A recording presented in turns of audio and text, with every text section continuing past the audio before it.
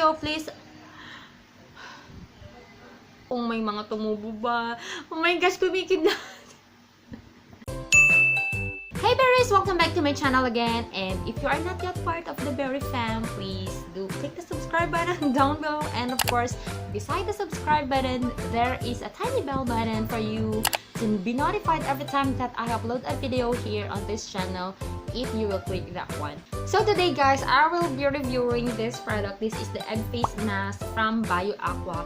And nung nag-Facebook live ako weeks ago, sabi nyo, mas gusto nyo makita to una rather than the other one na may 3 steps na mask. So ito muna guys yung review ko. So if you're excited to know my thoughts about this product, please keep on watching.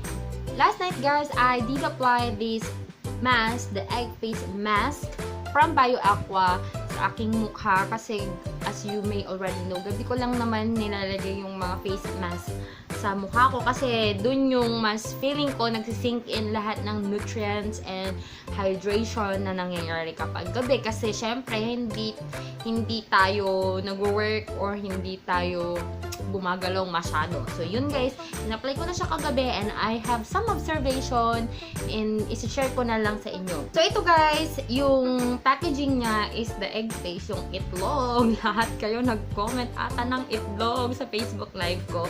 And this is from BioAqua and 30 grams daw siya. Yun lang ang nababasa ko guys. And the rest is history. Hindi kasi siya in English guys. Tingnan nyo kung maka-K-drama kayo, the words are in Hangul. Yeah, they are in Hangul. Oo, tama. Mga ganun-ganun.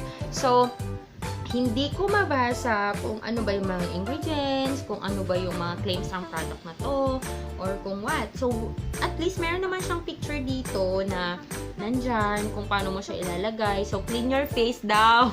Sabi niya, clean your face. Una, maglagay ng headband. And then, buksan daw ito.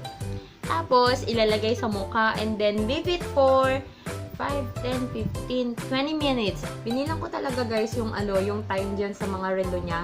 Ayan, yan yung yan yung pero hindi ko to nakita kagabi. Ngayon ko lang nakita. And then, ang sabi niya dito sa pang-5, daw, ipat-pat daw yung face after. Ayan yung pagkakaintindi ko ha. Pero yun naman usually talaga yung ginagawa ko. So, kung first time nyo gumamit ng mask at hindi nyo pa alam yung pinagagawa nyo, hindi to siguro yung pang first time nyo dapat na gamitin kasi wala siyang instruction na mababasa. Unless girl, nag-aral ka na ng Hangul kasi maka-K-drama ka, okay? Ang napansin ko guys, meron siyang ganito, yung pampatigas ng mismong mask na nilalagay sa mukha para kapag ilalagay mo na sa mukha mo yung product, madali lang siyang ilagay kasi meron yung matigas, hindi sila magdidikit-dikit ng kanyang cloth or nung gauze, hindi ko alam kung anong tawag doon, basta parang cloth lang yun. And mas madali siyang i-apply sa mukha. And then guys, yung cloth niya napakanipis at sobrang soak na soak talaga siya sa solution or sa serum or ano man yung nakalagay dito. Ang nagustuhan ko rin guys dito sa mask na to, malaki siya kasi most of the masks that I've tried, hindi nako-cover yung buong mukha or hindi, most of the time pa hindi umaabot dito sa mga jawline. Which is kailangan nakakaligtaan kasi natin dito sa jawline natin eh. So, happy ako kasi yung yung mask, umabot talaga siya hanggang dito sa may anit ko, hanggang sa malapit na sa leeg at hanggang sa may jawline. Ayan. And dikit na dikit talaga siya sa mukha. And makikita nyo rin guys, may mga extra pa na serum dun sa loob. So, ang ginawa ko na lang, nilagay ko siya sa leeg, nilagay ko siya sa siko, and sa tuhod ko. Yun, basta feeling ko lang mababasa. So, after 15 minutes, tinanggal ko na siya kasi hindi ko kasi sure kung ilang minutes. Ngayon ko lang na-realize na 20 minutes pala. Kasi nga hindi ko nabasa. Ah, meron. Pwede naman. 15 to 20 minutes. Wow, nakabasa ako, girl. May number dito. So, probably ito yung nakalagay dito. 15 to 20 minutes. Ayan. So, 15 minutes ko naman siya pinag-stay sa mukha ko while editing some videos. And ang napansin ko, guys, within 5 minutes, 5 to 8 minutes, mga ganon, na-absorb na siya ng skin natin. Unlike siya sa iba na sobrang kahit nilagay mo na yung kahit tinanggal mo na yung mask, basang-basa pa rin yung mukha mo. So, feeling mo pag matutulog ka na, ang oily-oily ng mukha mo, ganyan. Pero ito guys, within 5 to 8 minutes, nagde-dry up na siya, na-absorb na siya ng skin. And then, kinaumagahan na, ito na guys, ito na yung, dito kasi natin makikita yung effect ng mask, kung maganda ba siya, kung nakaka-breakout pa siya, or what. So, ito, after a night, paggising ko, hindi siya sticky. Yun, masaya ako kasi hindi siya sticky and hindi oily. Pagising ko talaga guys, hindi kasi ako muna naghihilamos. Pumunta muna ako sa salamin ko and then tinitingnan ko kung sobrang oily ba ng mukha ko, kung may mga pimps ba akong tumubo, ganun. Ganun kasi ako every morning. So, pagpunta ko sa mirror ko, wow, himala. Hindi super duper oily. I was expecting really na magiging oily. Ginagawa ko rin kasi guys, kapag morning, ginaganyan ko yung mukha ko. Finifeel ko kung firm ba, kung medyo hydrated ba, or kung hydrated talaga siya, or kapag may mga tumubo akong pips. Ganun guys. Ganun yung assessment ko kapag morning. For this product, maganda siya kasi hindi siya oily, hindi siya malagkit kinaumagahan, hindi siya man yung super lagkit, hindi siya ganun. May konting lagkit lang kasi of course may nilagay ka na product sa mukha mo. Yun yung typical lang na ano, parang lagkit na may nilagay kang moisturizer sa gabi, ganun.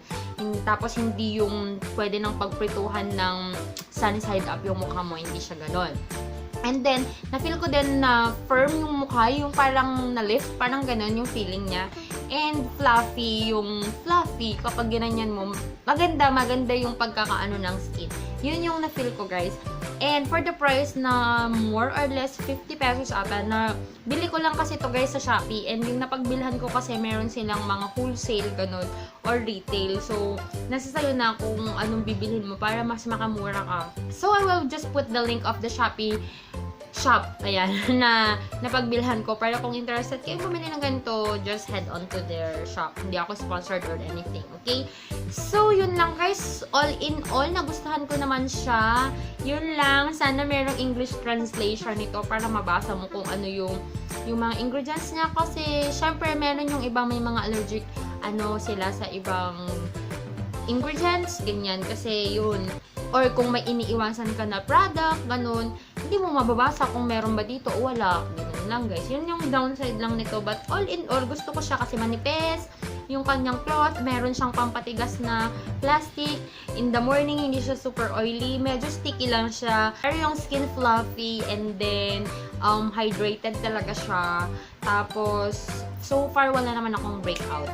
So guys, if you enjoyed watching this video, please do not forget to hit the thumbs up button. Do not leave your thumb, just hit the thumbs up button. And also subscribe to this channel if you haven't yet already. And follow me on my Instagram and on my Facebook. And I'll see you guys on my next one. Bye!